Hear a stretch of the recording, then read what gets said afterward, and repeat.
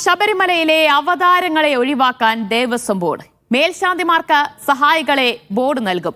ദേവസ്വം ബോർഡിന് കീഴിലുള്ള ക്ഷേത്രങ്ങളിലെ മേൽശാന്തിമാരെ ഇതിനായി തെരഞ്ഞെടുക്കും. നിലവിലെ പ്രശ്നങ്ങൾക്ക് വഴിവെച്ചത് ചില അവതാരങ്ങളെന്ന് Devaswom board president PS Prashant പറഞ്ഞു. ഇത്തവണ ഞങ്ങൾ എടുത്തിരിക്കുന്നത് മേൽശാന്തിമാരുടെ കൂട്ടത്തിൽ വരുന്ന ആളുകൾക്ക് തീർച്ചയായിട്ടും പോലീസ് വെരിഫിക്കേഷൻ വേണം. ഞങ്ങളുടെ SP-യുടെ നേതൃത്വത്തിൽ, ഞങ്ങളുടെ വിജിലൻസ് SP-യുടെ നേതൃത്വത്തിൽ ഒരു പരിശോധന ഉണ്ടാവും. മാത്രമല്ല ഞങ്ങളിപ്പോൾ ആലോചിക്കുന്നത് ഇപ്പോൾ ഈ മേൽശാന്തിമാരോടൊപ്പം വരുന്നവരൊക്കെ വിവിധ സ്ഥലങ്ങളിലുള്ള ആളുകളാണ്, അവർ തീരുമാനിക്കുന്ന ആളുകളാണ്. ഞങ്ങൾ വേറൊരു കാര്യം ആലോചിക്കുന്നത്, ഞങ്ങളുടെ തന്നെ മേൽശാന്തിമാരുണ്ട് ഞങ്ങളുടെ അമ്പലങ്ങളിലുള്ള. അത് എങ്ങനെ ഒന്ന് ലിസ്റ്റ് ചെയ്ത് ഒരു 20 പേരെയാണ് അവർക്ക് ആവശ്യം.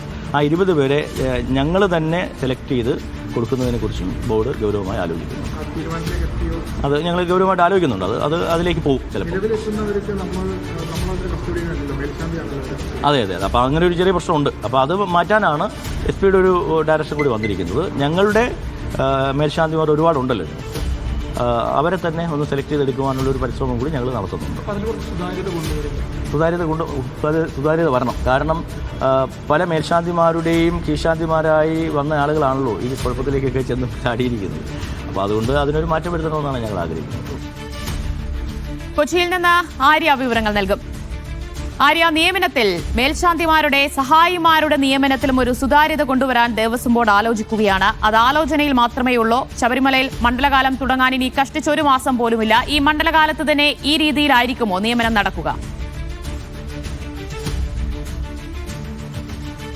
തീർച്ചയായിട്ടും ദിവ്യ, ഇന്ന് ദേവസ്വം പ്രസിഡന്റ് പറഞ്ഞത് പ്രകാരം ഇനിയുള്ള മേൽശാന്തിമാരുടെ സഹായികളെ തീരുമാനിക്കുന്നത് ബോർഡായിരിക്കും. അതും കൃത്യമായ പോലീസ് വെരിഫിക്കേഷനോട് കൂടി മാത്രമേ മേൽശാന്തിമാരുടെ സഹായികളെ തീരുമാനിക്കുകയുള്ളൂ എന്നാണ് ഇന്ന് PS പ്രശാന്ത് വ്യക്തമാക്കുകയുണ്ടായത്. എന്ത് തന്നെ ആയാലും ഈ ഒരു തീരുമാനം നടപ്പിലാക്കും, കൃത്യമായ സുതാര്യതയോട് കൂടിയായിരിക്കും ഇനിയുള്ള തീരുമാനങ്ങൾ എന്നാണ് അദ്ദേഹം വ്യക്തമാക്കിയത്. അതുപോലെ തന്നെ ഈ ഒരു അവതാരങ്ങളെ ഒഴിവാക്കാൻ തന്നെയാണ് തീരുമാനിച്ചിരിക്കുന്നത്. ചില അവതാരങ്ങളാണ് അദ്ദേഹം എടുത്തു പറയുകയുണ്ടായി, ചില അവതാരങ്ങളാണ് ഇത്രയും പ്രശ്നങ്ങൾക്ക് കാരണമായിട്ടുണ്ടായിരുന്നത്. അതുകൊണ്ട് ഈ അവതാരങ്ങളെ എല്ലാം തന്നെ ഒഴിവാക്കിക്കൊണ്ടായിരിക്കും ഇനിയുള്ള ഇത് എന്നുള്ളത് അദ്ദേഹം വ്യക്തമാക്കുകയുണ്ടായി. അതുപോലെ തന്നെ ഈ ഒരു ദേവസ്വം ബോർഡിന് കീഴിലുള്ള ക്ഷേത്രങ്ങളിലെ മേൽശാന്തിമാരെ ആയിരിക്കും ഇനി സഹായിമാരായിട്ട് ഉണ്ടായിരിക്കുക എന്നുള്ള കാര്യം കൂടെ വ്യക്തമാക്കുകയുണ്ടായി. ഈ ഒരു സ്വർണ്ണക്കൊള്ളയിൽ അന്വേഷണം ശരിയായ ദിശയിലാണ് പോയിക്കൊണ്ടിരിക്കുന്നത് എന്നുള്ളതും, അതുപോലെ തന്നെ ഉപ്പ് തിന്നവർ വെള്ളം കുടിക്കും എന്നുള്ള നിലപാടാണ് സ്വീകരിക്കുന്നത് എന്നും ആ നിലപാടിലൂടെ തന്നെയാണ് കടന്നുപോകുന്നത് എന്നും അദ്ദേഹം പറഞ്ഞു. അന്വേഷണത്തിൽ ആശങ്കകളൊന്നും തന്നെ ഇല്ല. കോടതി ഉത്തരവിൽ ദേവസ്വം ബോർഡ് പ്രസിഡന്റിന് എതിരെയുള്ള പരാമർശം നീക്കാൻ വേണ്ടിയിട്ട് കോടതിയെ സമീപിച്ചിട്ടുണ്ട് എന്നുള്ളതും അദ്ദേഹം വ്യക്തമാക്കി. എന്തടിസ്ഥാനത്തിലാണ് അദ്ദേഹത്തെ ചോദ്യം ചെയ്തു എന്നുള്ളൊരു വാർത്ത ഇന്ന് പല മാധ്യമങ്ങളും കൊടുക്കുകയുണ്ടായി. എന്തടിസ്ഥാനത്തിലാണ് ഈ വാർത്ത കൊടുത്തത് എന്നുള്ള രീതിയിലൊക്കെ ആയിരുന്നു ഇന്ന് അദ്ദേഹം പ്രതികരിക്കുകയുണ്ടായത്. എന്ത് തന്നെ ആയാലും ഇനി അവതാരങ്ങളെ അങ്ങോട്ടേക്ക് പ്രവേശിക്കുകയില്ല എന്നുള്ളതും, ഇനി അവതാരങ്ങളായിരിക്കില്ല, ദേവസ്വം ബോർഡിന് കീഴിലുള്ള ക്ഷേത്രങ്ങളിൽ മേൽശാന്തിമാരായിട്ടുള്ളവരായിരിക്കും ഇനി ശബരിമലയിൽ മേൽശാന്തിമാരുടെ സഹായികളായിട്ട് ഉണ്ടായിരിക്കുക എന്നുള്ള കാര്യമാണ് അദ്ദേഹം വ്യക്തമാക്കിയത്. അത് എങ്ങനെയായിരിക്കും ഇനി ആ നിയമന പ്രക്രിയ അത് നടക്കുക? അത് അവരുടെ ബാക്ക്ഗ്രൗണ്ട് അടക്കം പരിശോധിച്ച രേഖകളും മറ്റു കാര്യങ്ങളും ഒക്കെ വിശദമായി തന്നെ പരിശോധിച്ച ക്ലീൻ ഇമേജ് ഉള്ള അല്ലെങ്കിൽ ക്ലീൻ ഹിസ്റ്ററി ഉള്ള ആളുകളെ ആയിരിക്കുമോ ഇനി തെരഞ്ഞെടുക്കുക?